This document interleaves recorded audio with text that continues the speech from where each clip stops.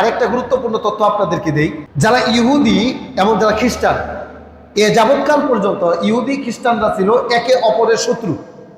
একজন আরেকজনকে দেখলেই তারা সহ্য করতে পারতো না, মারামারি হানাহানি করত, দেখতেই পারতো না।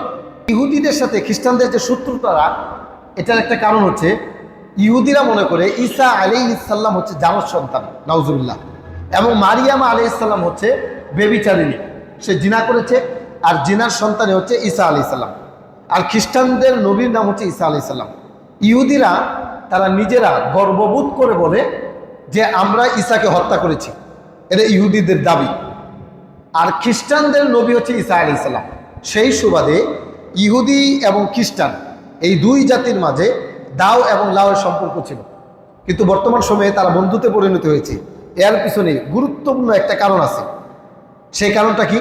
তারা মনে করে যতদিন পর্যন্ত জেরুজালেমে থার্ড টেম্পল তৈরি না হয় এবং সমস্ত ইহুদিরা সেখানে একত্রিত না হয়, ততদিন পর্যন্ত অ্যান্টিক্রাইস্ট আসবে না, তথা দাজ্জাল বের হবে না।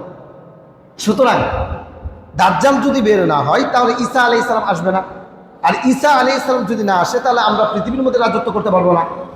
সুতরাং আমরা যদি ঈসা আলাইহিস সালামকে পৃথিবীর মধ্যে আনতে চাই তাহলে আমাদেরকে ইহুদিদেরকে সাহায্য করতে হবে এবং জেরুজালেমে সকল ইহুদিদেরকে একত্র করতে হবে। সেই সুবাদে তারা সকলেই মিলে ইহুদিদেরকে সাপোর্ট দিয়ে যাচ্ছে এবং তাদেরকে জেরুজালেমে একত্র করার জন্য তারা চেষ্টা ফিকির করতেছে।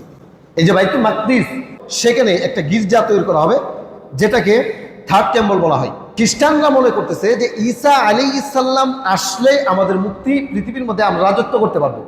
তো ঈসা আলাইহিস সালামকে পৃথিবীর মধ্যে তাড়াতাড়ি আনার জন্যই তারা ইহুদিদের সাথে বন্ধুত্ব করেছে, নতুবা ইহুদিদের সাথে তাদের কোনো বন্ধুত্ব হওয়ার প্রশ্নই আসে না। তার মানে বোঝা যাচ্ছে কিয়ামত খুবই কাছে এবং দাজ্জালের আবির্ভাবও খুবই তাড়াতাড়ি হয়ে যাবে। তো এই সম্পর্কে কিছু হাদিস আমরা নেই। কিয়ামতের পূর্বে কিছু ফিতনা সংঘটিত হবে। একটা হাদিস আমরা শুনি, সহিহ বুখারীর 3176 নম্বর হাদিস। আউফ ইবনে মালিক রাদিয়াল্লাহু তাআলা আনহু তিনি বর্ণনা করতেছেন, আতাতু নবী সাল্লাল্লাহু আলাইহি ওয়াসাল্লাম ফি গাজওয়াতি তাবুকা ওয়া হুয়া ফি উব্বাতিন মিন আদম। আউফ ইবনে মালিক রাদিয়াল্লাহু তাআলা আনহু বলছেন, তাবুকের যুদ্ধের থেকে ফিরে আসার পর আমি রাসূল সাল্লাল্লাহু আলাইহি ওয়াসাল্লাম কাছে গেলাম। যাওয়ার পরে আমি দেখলাম তিনি একটা চামড়ার তাঁবুর মধ্যে বসে আছেন। তখন রাসূল সাল্লাল্লাহু আলাইহি ওয়াসাল্লাম বলছেন, উদুদ সিত্তান বাইনা ইয়াদাই সাআহ, কিয়ামতের আগে তোমরা 6টা জিনিস গণনা করো। এই 6টা জিনিস যখন সংগঠিত হবে তখনই কিয়ামত সংগঠিত হবে। 1 নাম্বার মাউতি, আমার মৃত্যু। আমার মৃত্যুর পরেই কিয়ামত সংগঠিত হবে। একটা সময় যখন নবী আসতো, এক নবী আসতো চলে যেত, তার স্থলাভিষিক্ত আরেকটা নবী আসতো। এখন আমাদের নবী হচ্ছে শেষ নবী, এরপর আর কোনো নবী আসবে না। তাহলে আমাদের নবীর পরপরই যে বিষয়টা ঘটবে সেটা হচ্ছে কিয়ামত। তাহলে আমরা কিয়ামতের অপেক্ষা করতেছি এখন। এটাই রাসূল বলেছেন কিয়ামত তখনই সংগঠিত হবে যখন আমার মৃত্যু হবে। তাহলে রাসূলের মৃত্যু হয়ে গেছে 1450 বছর পূর্বে। তার মানে বোঝা যাচ্ছে এখন যে সময়টা অতিবাহিত হচ্ছে এটা ধীরে ধীরে কিয়ামতের দিকে যাচ্ছে। আমরা কিয়ামতেরই অপেক্ষা করতেছি, এখন আর নবী আসবে না। 2 নাম্বার সুম্মা ফাতহু বাইতুল মাকদিস। এই যে বাইতুল মাকদিস এটা বিজয় হবে কিয়ামতের আগে। যখন বাইতুল মাকদিস বিজয় হবে এর পরপরই কিয়ামত সংগঠিত হবে।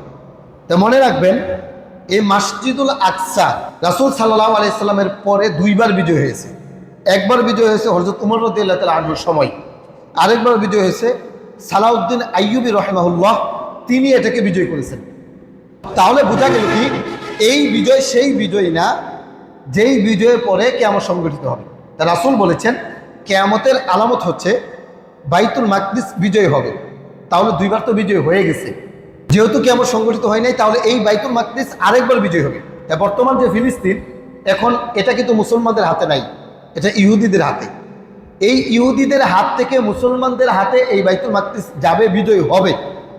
এটা কিয়ামতের একটা অন্যতম আলামত।